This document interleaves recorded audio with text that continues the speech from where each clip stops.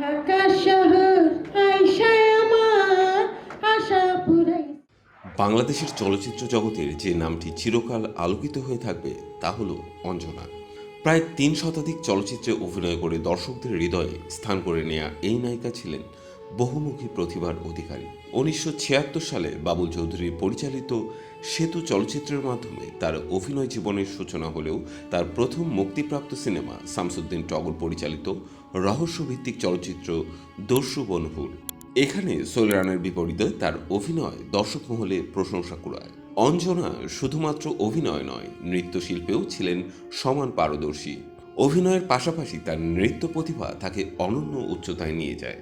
অভিনয়ে তার অসামান্য প্রতিভার জন্য অঞ্জনা ২ বার জাতীয় চলচ্চিত্র পুরস্কার অর্জন করেন। ১৯৮১ সালে গাংচিল এবং ১৯৮৬ সালে পরিণীতা চলচ্চিত্রের জন্য তিনি শ্রেষ্ঠ অভিনেত্রীর মর্যাদা পান। ঢাকা শহর আইসায় আমার আশা পুরাইছে। এছাড়া তিনি ৩ বার বাচসাস পুরস্কার লাভ করেন। নায়করাজ রাজ্জাকের বিপরীতে ৩০টি চলচ্চিত্রে অভিনয় করা অঞ্জনা লাইলি চরিত্রে অশিক্ষিত সিনেমায় চমকপ্রদ অভিনয় করেন। এছাড়া আলমগীর, জসিম, বুলবুল, জাফর ইকবাল, ওয়াসিম, উজ্জ্বল, ফারুক, ইলিয়াস কাঞ্চন সহ আরও অনেকের সঙ্গে তিনি অভিনয় করেছেন। গত ২৪ ডিসেম্বর ব্লাড ইনফেকশনের কারণে রাজধানীর একটি বেসরকারি হাসপাতালে ভর্তি করানো হয় অঞ্জনাকে।